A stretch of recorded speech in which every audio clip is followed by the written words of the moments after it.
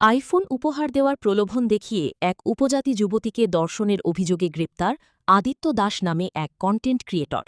ধৃত আদিত্য দাস আবার এক মোবাইল দোকানের মালিক বলে জানা গেছে। শনিবার গভীর রাতে আমতলী থানার পুলিশ তাকে গ্রেপ্তার করে। জানা গেছে, ধলাই জেলার উপজাতি যুবতীর সঙ্গে কিছুদিন আগে ফেসবুকে পরিচয় হয় অভিযুক্ত আদিত্য দাসের। ধীরে ধীরে তাদের মধ্যে কথাবার্তা শুরু হয়। অভিযোগ, সেই সুযোগ নিয়ে যুবতীকে দেখা করার প্রস্তাব দেয় আদিত্য। পাশাপাশি তাকে একটি দামি আইফোন উপহার দেওয়ার প্রতিশ্রুতিও দেয় সে। নির্যাতিতা যুবতীর অভিযোগ, শনিবার সকালে ঔষধ কেনার উদ্দেশ্যে ট্রেনে করে আগরতলায় আসে। বাধারঘাট রেলওয়ে স্টেশন পৌঁছাতেই দামি বাইক নিয়ে পেছনে হাজির হয় আদিত্য। প্রথমে তাকে অন্যত্র নিয়ে যাওয়ার কথা বললেও পরে স্টেশনের পাশে একটি 3তলা হোটেলে নিয়ে যাওয়া হয়।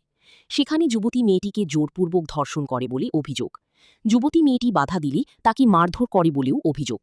নির্যাতিতা মেয়েটির দাবি, অভিযুক্ত আদিত্য হোটেল থেকে বের হয়ে যাওয়ার সময় তার মোবাইল ফোন নিজের কাছে রেখে দেয়। সেখান থেকে পালিয়ে যাওয়ার পর অভিযুক্ত যুবতী মেয়েটিকে প্রাণনাশের হুমকি দিয়ে সেখান থেকে পালিয়ে যায়। এরপর নির্যাতিতা মেয়েটি পশ্চিম আগরতলা মহিলা থানায় অভিযুক্ত আদিত্য দাসের বিরুদ্ধে লিখিত অভিযোগ দায়ের করে। এই অভিযোগের ভিত্তিতে তৎপর হয়ে ওঠে পুলিশ। পশ্চিম আগরতলা মহিলা থানার ওসি ইন্সপেক্টর শিউলি দাসের নেতৃত্বে পুলিশ শনিবার রাতে আগরতলা লক্ষ্মীনারায়ণ বাড়ির সামনে ঢাকা অভিযুক্তের মোবাইল দোকানে অভিযান চালায়। সেখান থেকে আদিত্য দাসকে আটক করা হয়। পুলিশ সূত্রে জানা গেছে, অভিযুক্ত আদিত্য দাসের বাড়ি কমলপুর এলাকায়। শহরের সিদ্ধি আশ্রম ও লক্ষ্মীনারায়ণ বাড়ির সামনে তার 2টি মোবাইলের দোকান রয়েছে। পাশাপাশি সে সামাজিক মাধ্যমে কন্টেন্ট ক্রিয়েটর হিসেবেও পরিচিত। সে বিবাহিত এবং তার সন্তানও রয়েছে বলে জানা গেছে। বর্তমানে গাঙ্গাই রোড এলাকায় সে বসবাস করতেও বলে জানা গেছে।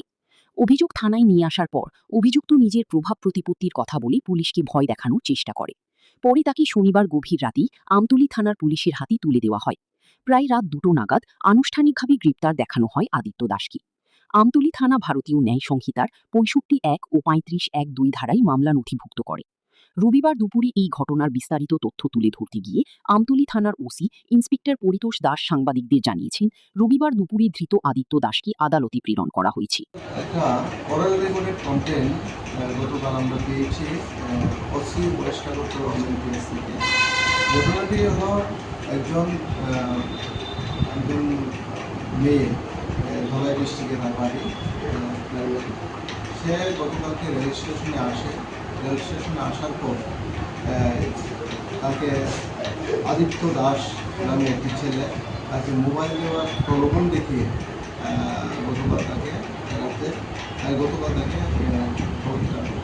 একটা হোটেলে নিয়ে তাকে অ্যাকচুয়ালি ঘটনার বিবরণ এরকম ছিল যে আদিত্য দাসের সঙ্গে এই মেয়েটির গত 3 মাস আগে তার ফেসবুকে পরিচয় হওয়ার পর ফেসবুকে তাদের ফেসবুক এবং হোয়াটসঅ্যাপ কমিউনিকেশন তাদের কন্টিনিউ চলতে থাকে।